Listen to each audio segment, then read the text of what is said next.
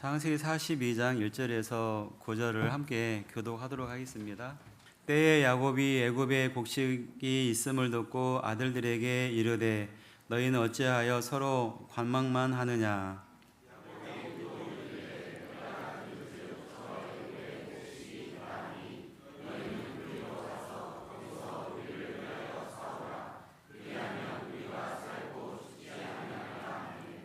요셉의 형 시빈이 애굽에서 곡식을 사려고 내려갔으나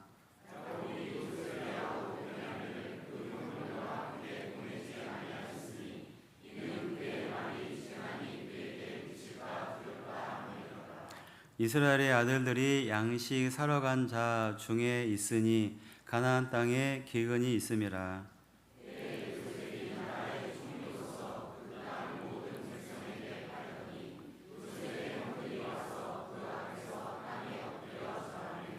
요셉이 보고 형들인 줄 아나 모른 체하고 엄한 소리로 그들에게 말하여 가로되 너희가 어디서 왔느냐. 그들이 가로되 곡물을 사려고 가나안에서 왔나이다.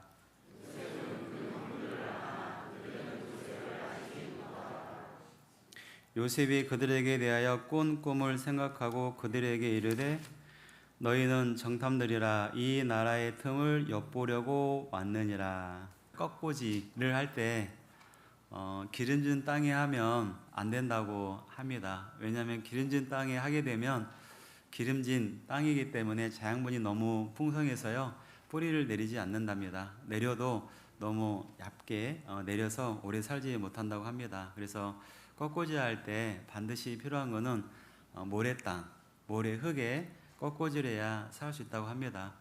꺾고지였는데 모래땅이죠. 영양분이 많이 없어서 그 꺾고지한 식물이 생존 본능이 발동해서 뿌리를 내려서 뿌리가 깊어진답니다. 우리에게도 신앙의 교훈이 있는 것 같습니다. 성경에 보면 위대한 인물들, 큰 인물들을 보면 하나님이 모래 땅에 보내셨습니다. 모세가 그렇죠. 요셉도 그렇습니다. 또 다윗도 그랬습니다. 성경의 귀한 인물들, 믿음의 선진들의 특징이 뭐냐면 많은 분들이 모래 땅, 광야로 인도가 되었는데요. 또 어떤 글에 보니까 정말 자식을 사랑하면 모래 땅으로 보내라 라는 문구를 봤는데요. 요셉은 정말 사랑하는 아들이었죠. 야곱에게 가장 사랑하는 아내 라헬의 첫째 아들이어서 너무 사랑하는 아들이지만 모래 땅으로 보내게 됐죠. 사실 하나님이 보낸 거죠. 근데 오늘의 주제는 요셉인데요. 요셉이 그 형들을 만나는 가운데 용서하는 모습이 잘 표현이 되어 있는데요. 그래서 오늘은 요셉의 생애 중에 일부분을 통해서 한번 교훈을 받아보려고 합니다. 분명 요셉에게 또 모세도 마찬가지고 다윗도 마찬가지지만 그들에게 모래 땅이 고난의 모습이었고 굉장히 힘든 과정이었지만 모래 땅이었기 때문에 신앙의 뿌리를 깊이 내릴 수 있었고 하나님을 향한 마음이 더 깊어졌을 겁니다. 우리도 주님이 우리를 사랑하시고 당연히 우리를 사랑하셔서 구원하시고 당연히 사랑하셔서 주님의 몸된 교회 가운데 거하게 하셨습니다. 오늘의 시간도 말씀으로 초대를 해 주셨는데요. 그러나 구원받고 교회 안에 거하지만 고난이 없는 것이 아니죠. 늘 모래 땅 같은 곳을 걷게 됩니다. 그러나 우리가 그 너머에 모래 땅을 걷지만 그 너머에 사랑이었음을 알 수 있을 겁니다. 요셉이 결국 사랑이었음을 알았을 거고요. 다윗도 마찬가지고 욥도 마찬가지죠. 우리가 고난의 순간 굉장히 눈물이 나고 어려움이 주어지지만 고난을 잘 통과한 이후에 우리의 신앙은 정말 성장해 있음을 알 수 있습니다. 오늘의 요셉도 마찬가지입니다. 아버지의 그 따뜻한 품에만 있었으면 오늘의 주인공이 되지 않았을 겁니다. 오늘의 내용을 보면 결국 하나님이 그를 한 번도 잊은 적이 없다는 것을 알 수 있을 겁니다. 그거 같아요. 우리가 삶을 살면서 모래 땅에 보내진 것처럼 고통을 호소할 수 있지만 하나님은 한 번도 우리를 잊은 적이 없습니다. 형들을 만났을 때 요셉의 모습인데요. 형들을 모른 채 하죠. 그 엄한 소리로 말하고 있습니다. 7절에 보면 요셉이 보고 형들인 줄 아나 모른 채 하고 엄한 소리로 그들에게 말하여 가로되 너희가 어디서 왔느냐 그들이 가로되 곡물을 사려고 가나안에서 왔나이다. 같이 읽겠습니다. 요셉은 그 형들을 아나 그들은 요셉을 알지 못하더라. 그렇죠. 8절에 보면 요셉은 그 형들을 아나, 왜냐하면 형들은 그대로였거든요. 정말 가난한 사람 모습 그대로였고, 요셉은 뭡니까? 이제 히브리 소년이 아니에요. 애굽의 총리가 되었고, 애굽의 그러니까 애굽 말을 하고 히브리 말이 아니라 그 다음에 복장이나 의상이나 모든 것들이 이제 애굽의 총리 위치에 있기 때문에 결이 다릅니다. 그래서 형들은 도저히 상상하지 못했겠죠. 그래서 요셉은 그 형들을 아나 그들은 요셉을 알지 못하더라 라고 되어 있습니다. 22년이 지나갔지만 요셉의 그 마음속에 형들에 대한 기억은 생생했습니다. 그런 형들은 요셉을 전혀 알아보지 못했습니다. 근데 놀라운 것은 요셉은 형들을 보면서 꾼 꿈을 생각을 하게 됩니다. 그걸 보면 꿈을 가지고 있었고 꿈을 기다리고 있었습니다. 그 꿈이 언제 실현될까? 내게 보여주신 하나님의 약속의 말씀이 언제 성취될 수 있을까? 간절히 기다렸을 겁니다. 꾼 꿈을 생각하죠. 9절에 보면 요셉이 그들에게 대하여 꾼 꿈을 생각하고 그들에게 이르되 너희는 정탐들이라 이 나라의 틈을 엿보려고 왔느니라 라고 됐잖아요. 여기 꾼 꿈이 됐는데요. 요셉은 과거에 꿈을 꾸었죠. 그래서 형들의 곡식단이 요셉에게 절하는 꿈을 꾸었고 해, 달, 그 다음에 11별이 절하는 꿈을 꾸었으며 그 꿈을 생각하는 겁니다. 이 꿈은 단지 그 한 소년의 꿈이 아니었고 하나님이 보여주신 미래 역사, 하나님의 계시였습니다. 지금 그 꿈이 점점 이루어지는 것을 요셉이 지금 보고 있습니다. 22년 만에 드디어 나에게 보여주신 그 꿈을 이렇게 하나님이 이루어 가고 계신다는 것을 이제 느낄 수 있는 시간이 22년 만이에요. 분명 요셉은요 형들에게 자신의 정체를 숨긴 이유는 분명히 있어요. 쉽게 말하면 자신에게 잘못을 저지른 형들이지만 그들이 아름답게 회개하고 회복할 수 있는 기회를 주려고 일단 정체를 숨기고 정탐꾼으로 몰아세운 겁니다. 이게 진짜 사랑이라는 얘기예요.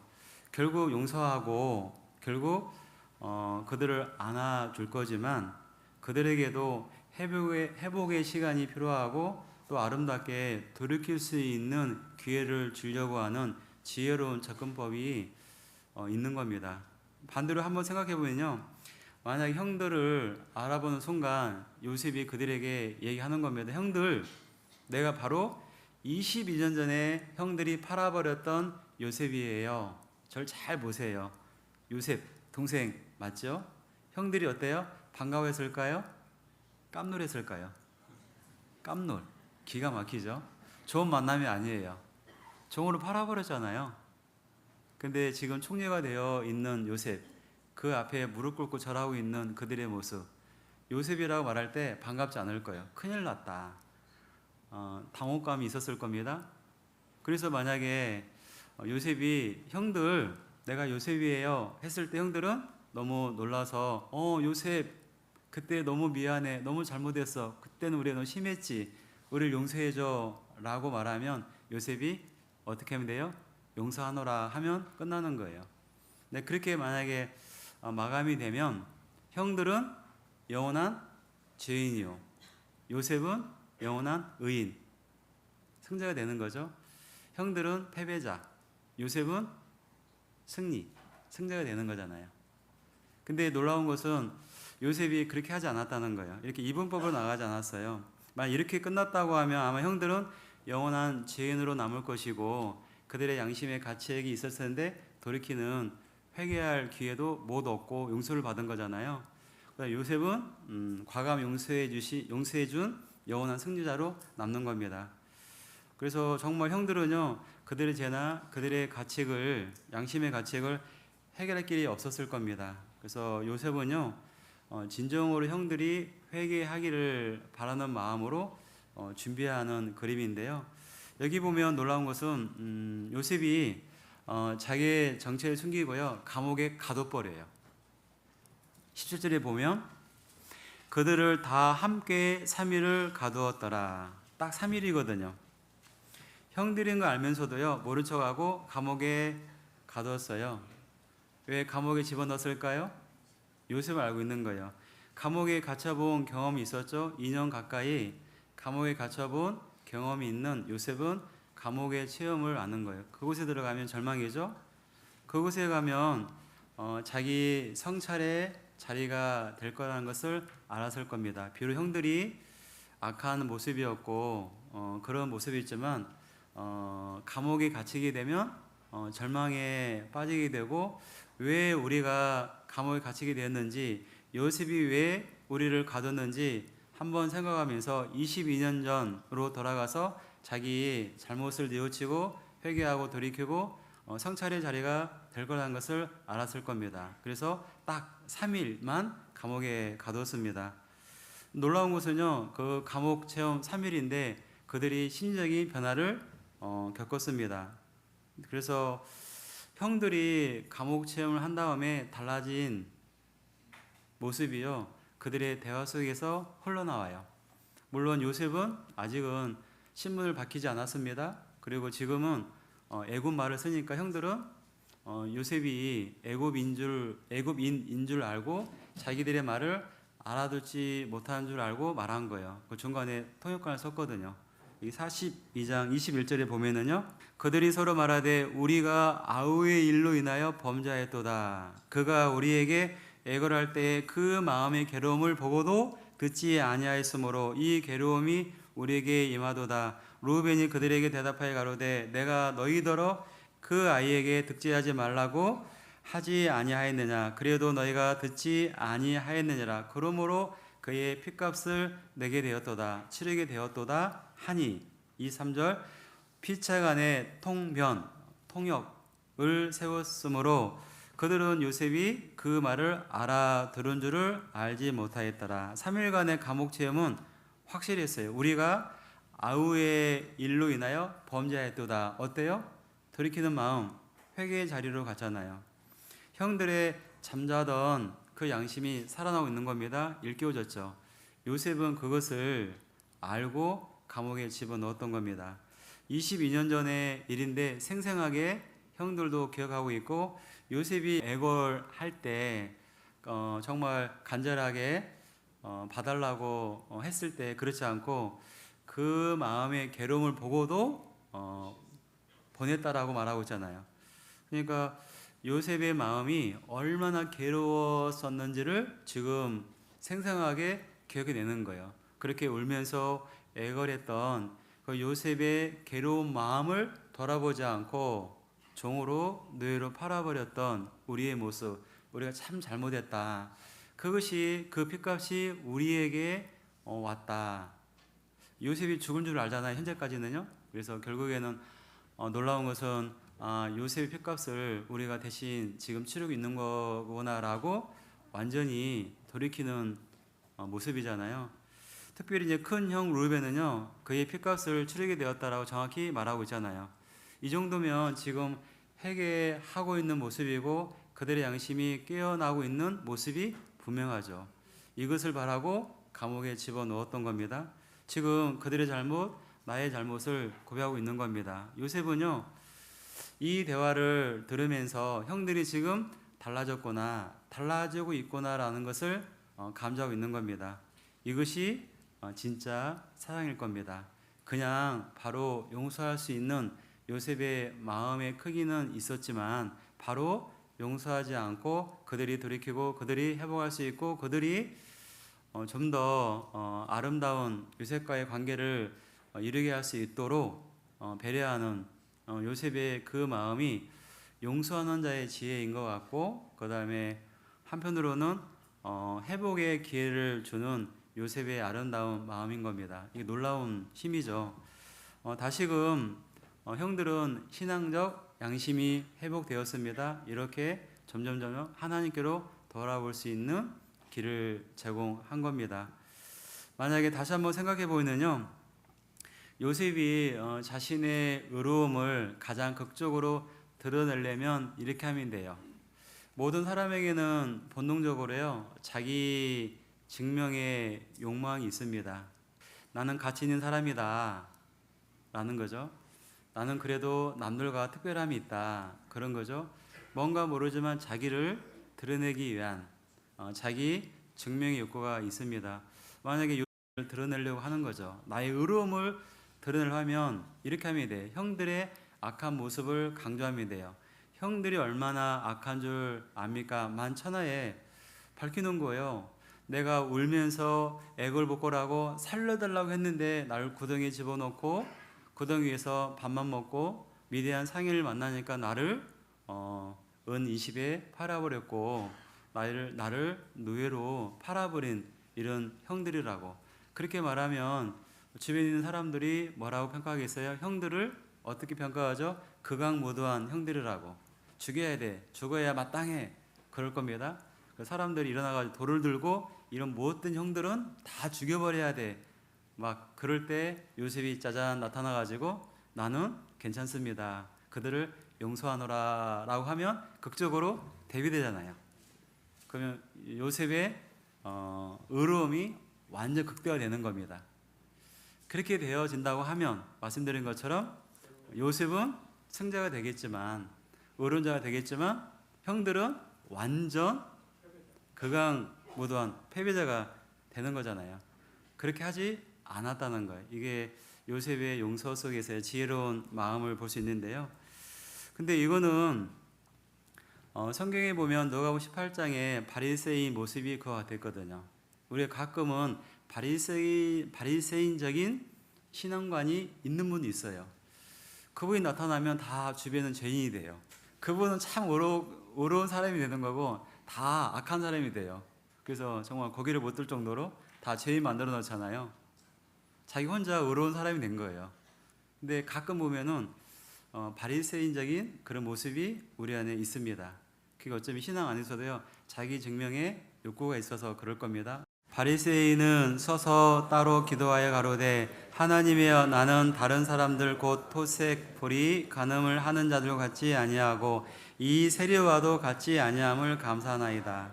특별히 강조가 돼 있죠. 이 세리와도 같이 아니함을 감사하나이다. 다시 보면 바리새인은 서서 따로 기도하여 가로되 하나님이여, 나는, 이 나는이라는 게 강조된 거예요. 다른 사람들, 자기와 다른 사람들, 딱 이분법이잖아요.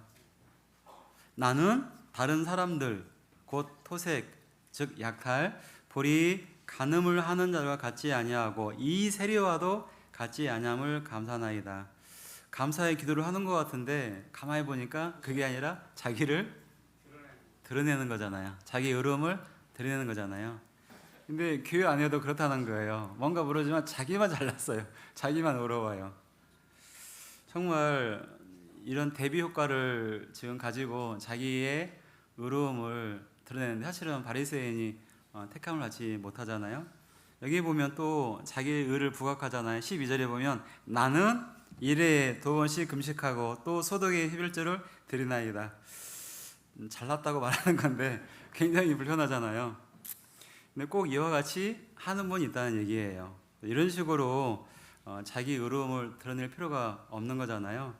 정말 우리가 하나님 앞에 정직한 인생이라고 하면요, 언제나 상대방을 세워주는, 상대방을 살려주는, 상대방을 높여주는 삶을 사는 것이 정직한 인생일 겁니다. 그렇지 않을까요? 이게 아니면 자꾸 비판하고 비난하죠. 나를 높이기 위한 거거든요. 상대방을 비판하고 비난하는 것은 뭐면 나는 그렇지 않다는 얘기거든요. 근데 정말 하나님 안에서 반듯한 신앙을 소유한 사람, 하나님을 경외하는 그런 순수한 신앙이라고 하면 상대를 살리는 겁니다. 상대를 높이는 거죠. 사도 바울도 빌립보 교회에게 그렇게 말씀을 하시죠. 아무 일에든지 다툼이나 화형으로 하지 말고 오직 겸손한 마음으로 각각 자기보다 남을 낮게 여기고 각각 자기를 돌아볼 뿐더러 또한 각각 다른 사람들의 일을 돌아보아 나의 기쁨을 충만케 하라.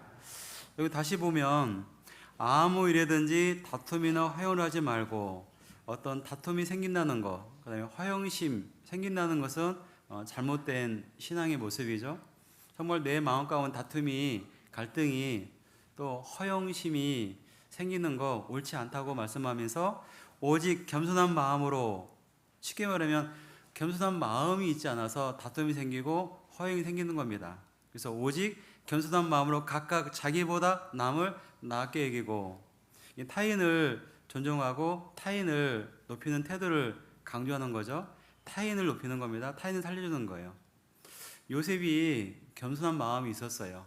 형들을 보면 여러분 같으면 어떻게 살 것 같아요? 22년 만에 원수를 외나무 다리에서 만났어요. 어떻게 해야 돼요?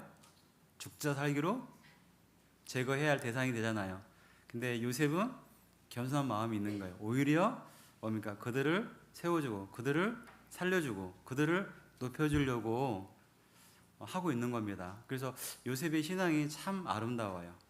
그래서 요셉의 생애가, 얘기가 길게 기록된 이유 중에 하나이지 않을까요? 그의 신앙을 본받아라. 요셉이 어떻게 형들을 대하는지, 용서하는지 너희들도 눈여겨 보아라 라고 말씀하지 않을까요?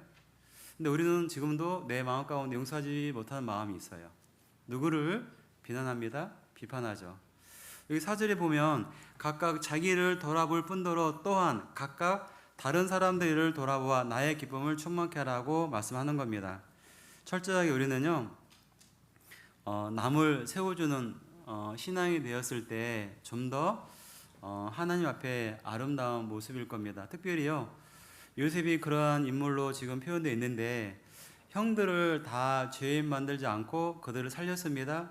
그 덕분에 나중에 이 형들이 야곱의 12아들, 야곱의 이 아들들, 요셉의 형들이 이스라엘의 각 지파의 족장이 되었습니다. 그죠? 그게 이스라엘 역사잖아요. 그게 이스라엘 배경이잖아요. 그러니까 요셉의 용서, 요셉이 그들을 살려주는 그것 때문에 결국 이스라엘이 12지파의 족장을 세운 겁니다. 기가 막힌 연결고리잖아요. 그거 같다는 거예요. 우리는 꼭 마음 가운데 잊지 말아야 할 것은 상대에게 언제나 회복할 기회를 주십시오. 그리고요, 주변 사람들을 다 죄인 만들지 말고 회복할 수 있도록 돕는 유치가 되십시오. 그래야 우리는요, 나도 용서받지 못할 사람이었고 멸망 가운데 영원한 저주에 떨어질 운명이 있었는데 기가 막히게 건져받았습니다. 용서받은 사람으로서 우리는 그렇게 용서해주는 유치의 사람이 되어야 합당한 구원받은 자의 모습일 겁니다. 또 하나 중요한 주제가 있는데요. 22년 만에 요셉이 형들을 만났는데 그 장면을 보면 말씀드린 것처럼 형들을 정탐꾼으로 몰아세웁니다. 물론 이제 형들의 과거를 엿보고 싶었고 그들이 얼마나 달라졌는지를 보고 싶었을 겁니다. 다시 한번 그들의 고백을 들었지만 더 확인하려고 시도하는 장면이 연출되어 있는데요. 다시 돌아가서 창세기 42장 20절입니다. 너희 말지의 아우를 내게로 데리고 오라. 그리하면 너희 말이 진실함이 되고 너희가 죽지 아니하리라. 그들이 그대로 하리라. 요셉이 그들을 떠나가서 울고 다시 돌아와서 그들과 말하다가 그들 중에 시므온을 취하여 그들을 목전에서 결박하고, 결박했다는 것은 시므온을 그들이 보는 앞에서 끈으로 이제 묶었다라고 표현되어 있으면 묶어서 이제 감옥에 넣었습니다. 요셉이 남은 형들을 다시 가나안 땅으로 양식을 줘서 가나안 땅으로 보낼 때 조건이 있었어요. 시므온을 인질로 잡았습니다. 끈으로 묶고 감옥에 집어넣었어요. 그리고 다음에 올 때는 막내 아우 베냐민 반드시 데리고 와라. 그렇지 않으면 너희들은 정탐꾼이다. 너희들이 막내 베냐민 데리고 오지 않으면 양식을 구할 수 없다. 베냐민 데리고 와야만 내가 양식을 줄 수 있다. 그러지 않으면 너희들은 정탐꾼이다. 그래서 시므온을 꾼으로 묶고 감옥에 집어넣고 다음에 올 때 반드시 베냐민 데리고 와라. 이렇게 조건을 건 겁니다. 그럼 여기서 중요한 게 왜 시므온을 꾼으로 묶고 감옥에 집어넣고 그 다음에 베냐민을 반드시 데려오라고 말했을까요? 왜일까요? 여기에도 요셉의 지혜가 됐는데요. 그렇게 하지 않으면 어떻게 돼요? 시므온이 인질이 돼 있는데 형들이 안 올까요? 야곱이 안 보낼까요? 반드시 와야 되는 거예요. 또 베냐민이 와야 돼요. 그래야 나중에 야곱까지 아버지까지 연결할 수 있는 겁니다. 왜냐하면 요셉 다음으로 베냐민을 끔찍히 생각하거든요. 다 알아요, 요셉도. 그러면 어쩌면 사실은 시므온이나 베냐민은 은혜의 끈이라 할 수 있고 사랑의 끈이라 설명할 수 있습니다. 왜 그러냐면 그 끈으로 온 가족을 구원하려는 계획이 있는 거예요. 시므온이 인질로 잡혀 있어야 다시 내려올 거고 베냐민이 내려와야 아버지까지도 연결이 돼서 내려올 수 있는 기회가 되고 결국 온 가족들이 뭡니까? 내려올 수 있는 흉년에서 건진받을 수 있는 더 나아가서는 구원받을 수 있는 기회를 제공하기 위해서는 시므온과 베냐민은 은혜의 끈, 사랑의 끈이 되는 겁니다. 그것까지 멀리 보고 얘기하는 거예요. 물론 요셉은 꿈이 있잖아요. 그러니까 형들의 볕단이 절하는 것 그건 실행이 됐지만 그 다음에 해, 달, 별이 자기에게 절을 해야 되는데 아버지 와야 돼요. 그렇죠? 온 가족이 내려와야 돼요. 이미 꿈이 있어서 하나님의 계획인 거 알아요. 하나님의 약속, 하나님의 계획을 이미 보았어요. 꿈으로. 그 꿈을 하나씩 이루어가는 거예요. 다른 말로 하나님의 약속의 성취를 직접 이루어가는 거예요. 다시 말하면 하나님의 말씀을 실행해가는 모습인 거예요. 그래서 이렇게 지금 하고 있는 겁니다. 정말 그 끈이 없으면 안 돼요. 시므온이 인질로 잡혀 있고 베냐민이 내려와야 돼요. 그래서 넓은 계획 속에서는요. 그래야만 우리가 출애굽기를 알잖아요. 그래서 구속사에 완성되는 겁니다. 그 가족을 통해서 메시아가 등장하고 복음이 완성되고 교회가 탄생하고 교회가 성장하고 그 안에 우리가 거할 수 있는 하나님 마지막 시대에 미래까지 보신 거잖아요. 즉 그들이 내려와야만 되는 거고 그렇게 됐을 때 큰 그림의 완성, 하나님의 구속사의 완성이 되기 때문에 시므온을 붙잡았고 베냐민을 반드시 데려오라는 조건을 건 겁니다. 정말 기가 막히는 거죠. 하나님께서는요 이와 같이 우리의 삶 가운데 미해결 과제를 남기는 경우가 있어요. 그냥 시므온을 보내버리지 않았죠. 베냐민을 데려오겠죠. 이런 것들을 보면은요 뭔가 모르지만 미해결 과제가 있는데 그게 은혜의 건이 되었다는 겁니다. 다 풀린다고 좋은 것만 아니에요. 여러분들이 구원받으니까 다 풀리던가요? 내가 구원받으니까 만사형통이에요? 고난이 없어요? 어려움이 없어요? 갈등이 없어요? 문제가 없어요? 고난이 분명히 있습니다. 구원받았지만 풀리지 않는 문제가 있고 아직도 나에게 우리 가족에게 미해결 과제가 많이 있습니다. 근데요 한번 우리가 멀리 한번 바라보면 그 미해결 과제 때문에 내가 엎드려 기도하게 되죠. 은혜끈 아닙니까? 미해결 과제 때문에 간절하게 주님을 구하죠. 그게 은혜끈 아닙니까? 그 미해결 과제 때문에 더 교회 일에 집중하고 더 말씀을 사모하죠. 은혜끈 아닙니까? 그러니까 미해결 과제가 모든 사람에게는 주어지는 겁니다. 그래서 요셉이 하나님의 큰 그림을 완성하기 위해서 퍼즐 조각처럼 보이지만 이러한 조건을 건 겁니다. 그런데 사도 바울도요 육체의 가시가 있었습니다. 육체의 가시 질병이 있었습니다. 사도 바울은 복음을 전하는 대사도인데 정말 건강해야 더 힘있게 복음을 전가할 수 있는데 그런 사도 바울에게 그 선교하는 그 사도 바울에게 육체의 가시 건강을 허락하지 않았거든요. 근데 오히려 그것이 은혜의 끈이 되어서 더 기도하게 되고 더 자고하는 자만의 마음을 낮출 수 있는 기회가 되었고 더 은혜가 되었다고 그가 고백합니다. 오히려 약한 데에서 온전해지고 약한 데에서 능력을 받았다고 말하고 있습니다. 오히려 육체의 가시 미해결 과제처럼 보이는 육체의 질병이 하나님을 더 깊이 추구할 수 있는 붙잡을 수 있는 기회의 은혜가 되었다고 은혜를 능력을 끌어내릴 수 있는 통로가 되었다고 그는 기뻐하며 간증하고 있습니다. 그렇지 않습니까? 그래서 미해결 과제와 같은 육체의 가시는 모든 사람에게 있을 수밖에 없는 겁니다. 왜죠? 사랑하니까. 여러 계시를 받은 것이 지극히 크므로 너무 자고하지 않게 하시려고 내 육체에 가시고 사단의 사자를 주셨으니 이는 나를 쳐서 너무 자고하지 않게 하려 하심이라.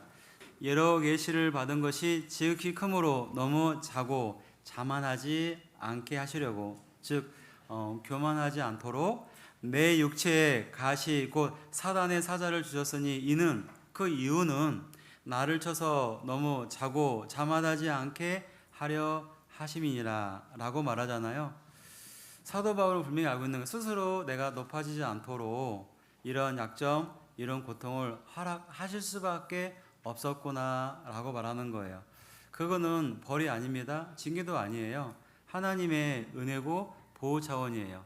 그가 교만해지면 하나님 일은 멈춥니다. 하나님의 역사는 하나님의 능력을 가지고 하는 건데 하나님 역사는 낮은 자에게 임하거든요. 겸손한 자에게 임하는 겁니다. 사도 바울이 그의 지식으로 그의 학문으로 복음을 전하는 것이 아닙니다. 오히려 그렇게 될까 봐 두려워 떨었다라고 말하잖아요. 하나님의 은혜에 하나님의 능력으로 복음을 전하는 것인데 잘못하면 교만해질 수 있기 때문에 이러한 육체의 가시를 주님이 하나님이 주셨다라고 고백하고 감사의 말을 간증을 하고 있는 겁니다. 그래서 어쩌면 사도 바울에게는요, 몸의 질병이라는 것은 은혜의 건이 되었습니다. 이런 점에서 구원받은 모든 사람들에게는 은혜의 건이 분명 있는 겁니다. 나의 풀리지 않는 그 문제가요, 은혜의 건이 되는 겁니다. 오늘도요, 사도 바울 같은 육체의 가시가 있다는 것을 늘 우리가 감지하고 어려워하는데요. 이것이 바로 하나님의 귀한 일을 하게 하기 위해서 내 마음을 낮추고 하나님께 간절히 매달려서 그 일을 하게 하려고 하는 하나님의 놀라운 섭리라는 것을 기억할 때 육체의 가시 속에서 고통만 느끼지 않고 하나님께 감사할 수 있는 마음이 될 겁니다. 너의 길을 여호와께 맡기라. 저를 의지하면 저가 이루시고 내 일을 빛나게 빛같이 나타내시며 내 공의를 정오의 빛같이 하시리로다. 여기에 보면 중요한 부분이 너의 길을 여호와께 맡기라라고 했거든요. 너의 길은 뭡니까? 우리 인생의 전체이지 않습니까? 우리의 계획이죠. 우리의 선택, 우리의 문제들 다 포함해서 말하는데 너의 길이 있어요. 각자의 길이 있습니다. 근데 각자의 길, 나의 길을 내가 책임지는 게 아니라 나의 길을 맡기라는 거예요. 즉 의지하고 기대하고 신뢰하고 바라보고 살라는 거예요. 그래서 너의 길을 여호와께 맡기라. 맡기라 그 말은 내려놓다는 말이거든요. 이것은 맡기라 그 말은 내가 도저히 무거워서 맬 수 없으니까 맡기는 걸 말하는 거예요. 나의 삶의 짐을, 나의 삶의 여러 가지 문제들을 내가 짊어질 수 없으니 맡기라라고 말씀을 하시는 거예요. 그래서 너의 길을 여호와께 맡기라고 말씀하시는 하나님께 맡기십시오. 맡기지 않으니까 그렇게 무거운 거예요. 보면 7절에 보면 이어서요, 여호와 앞에 잠잠하고, 잠잠하다 그 말은 입을 닫고 하나님만을 바라보는 태도를 말하는 거잖아요. 여호와 앞에 잠잠하고 참아 기다리다 그 말은 하나님의 일하심을 뭡니까? 인내함으로 기다리는 거예요. 지금 요셉을 배우고 있잖아요. 지금 점진적으로 하나님이 요셉과 그 가족들에게 어떻게 역사하고 있는지를 보고 있어요. 그들의 가족을 구원하기 위해서, 그들을 흉년에서 건지기 위해서, 그들을 이스라엘 민족으로 세우기 위해서, 그들을 통해서 예수님의 등장의 역사를 완성하기 위해서 하나님이 이렇게 세밀하게 접근하고 이렇게 섭리하는 것을 느끼고 있어요. 즉 뭐냐면 여기서 참아 기다리라 그 말은 하나님이 어떻게 일하시는지를 생각하고 인내 속에서 이루어지는 것을 기다리라 그 말인 거예요. 그러면서 자기 길이 형통하며 악한 길을 이루는 자를 인하여 불평하여 말지어다 라고 되잖아요. 우리가 정말 어려움을 겪고 있다면 내가 먼저 해결하려고 덤벼드는 것이 아니라 기도로 내려놓으십시오. 내가 아무리 억울하더라도 하나님의 계획이 분명히 있는 겁니다. 기대하십시오. 하나님은 선하시고 하나님은 완전하십니다. 그 선한 하나님이 분명 그 어려움을 준 이유는 분명히 있을 거고요. 하나님은 선하시고 완전하시죠. 완전하게 그 일을 통해서 뭔가 이루실 겁니다. 그 억울한 일, 그 상처가 되는 일, 정말 무너질 것처럼 슬프고 정말 황당한 그 일일지라도 하나님이 선하시고 완전하시기 때문에 그 일을 통해서도 하나님이 우리를 아름답게 빚어가실 겁니다. 그래서 너의 길을 여호와께 맡기라라고 말씀하셨습니다. 여러분들이 지금 품고 있는 그 괴로움, 그 문제도 여호와께 맡기십시오. 그가 이루어집니다. 요셉을 통해서 이루신 것처럼 요셉의 아픔을 그대로 받아주시고 요셉을 통해서 예수님 등장까지 완성하는 하나님의 계획이 이루어진 것처럼 요셉이 꾼 꿈이 그대로 그 생애 속에 이루어진 것처럼 여러분들이 겪고 있는 고난이 끝이 아니라 결론이 아니라 그 아픔을 통해서 하나님이 여러분들에게 분명 꿈을 펼쳐 보이실 겁니다. 여러분들을 죽기까지 사랑하시고 여러분들을 구원하신 이유와 목적이 분명 있습니다. 요셉만 꿈을 꾸는 것이 아니라 우리에게 꿈이 있습니다. 여러분을 십자가로 초대해 주신 분명 꿈이 있습니다.